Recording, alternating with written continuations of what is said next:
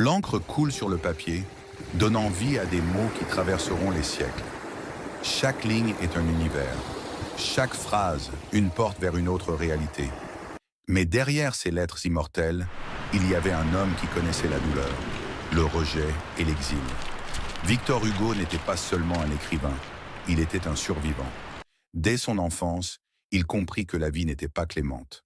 Entre déménagements incessants et la rigueur d'un père militaire, Hugo trouva refuge là où peu osaient le chercher, dans les mots. Tandis que le monde extérieur grondait comme une tempête, il créait, transformait, donnait une voix aux oubliés. Le jeune Victor écrivait sans relâche. À 20 ans, il publiait déjà ses premières œuvres, persuadé que la littérature était la clé pour changer le monde. Mais Paris, ah, Paris, la ville des rêves était aussi celle de la critique impitoyable. On le qualifia de prétentieux, naïf, insignifiant. Ses premiers vers furent rejetés sans pitié. La société littéraire le regardait avec mépris, comme si c'était que des ombres face aux géants qui dominaient les salons.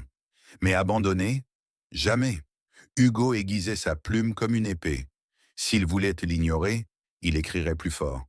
Et ainsi, face aux regards froids et aux portes closes, il frappa un premier coup décisif qui allait changer sa destinée.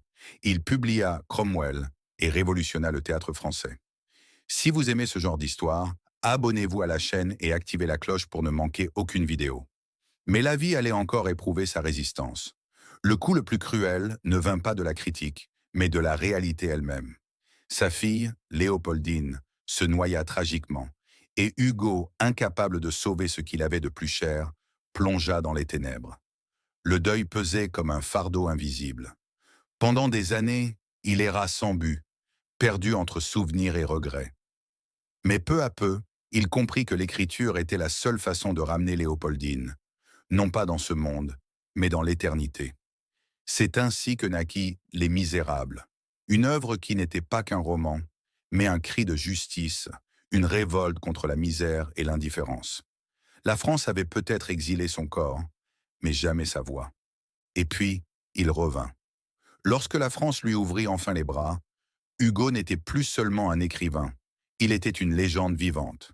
Son nom ne résonnait plus seulement dans les salons littéraires, mais dans les rues, dans la bouche du peuple. Des milliers de personnes suivirent son cortège funéraire, comme si tout Paris pleurait son départ. Mais il ne partit pas. Victor Hugo ne mourut pas. Il est dans chaque mot qu'il a écrit, dans chaque injustice qu'il a dénoncée, dans chaque âme qui trouve un réconfort dans ses vers. Si vous avez aimé cette vidéo, laissez un like et écrivez votre opinion dans les commentaires. Cela aide beaucoup la chaîne.